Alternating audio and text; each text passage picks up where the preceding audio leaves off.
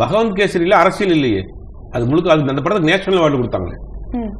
இந்த பகவந்த் கேசரி படத்தை வாங்கி உங்க இதுல அரசியல் சேர்த்துருக்காங்க. பகவந்த் கேசரியில அரசியலே கிடையாது.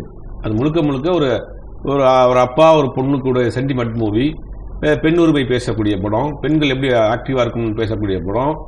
அந்த படத்தை ஒரு மெசேஜ் இருந்தது. அந்த படத்தை வந்து அவங்க நேஷனல் அவார்டு கொடுக்குறாங்க. இந்த படத்தை வாங்கி நீங்க அந்த படத்துல இந்த அரசியல் சாட்டை வச்சு அடிச்சாரு. அப்ப அதெல்லாம் இருக்குல்ல, அவங்க அந்த ட்ரெய்லர் டிட்டோ சேம் மத்த காட்சிகளா இருக்கு. அதுல ஒரு போர்ஷன் வந்து இவங்க சேர்த்துருக்காங்க. ஒரு போர்ஷன் இவங்க வந்து சேர்த்து அரசியல் வசனங்கள் பேசப்பட்டிருக்கு.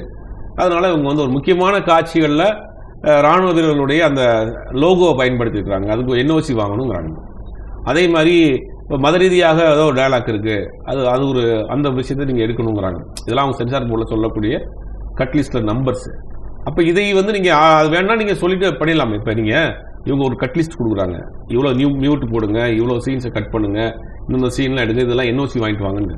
நீங்க ஒரு நாய படத்துல காமிச்சா கூட இதுல நம்ம சர்டிபிகேட் வாங்கணும். அது உயிரோட இருக்கு, அந்த நாய்க்கு எந்த பிரச்சனையும் இல்லை. ஒரு பாம்பை போட்டிருக்கணும்.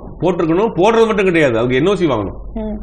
ஒரு சாதாரண விலங்குகளை நீங்க காட்சிகளுக்கு பயன்படுத்துறப்ப அதுக்கு என்ஓசி வாங்கணும். இந்தியாவினுடைய ஒரு முக்கிய ராணுவத்தில் இருக்கக்கூடிய ஒரு லோகோவை பயன்படுத்துறீங்க அப்படின்னா அவங்கள்ட்ட என்ஓசி வாங்கியிருக்கணும்.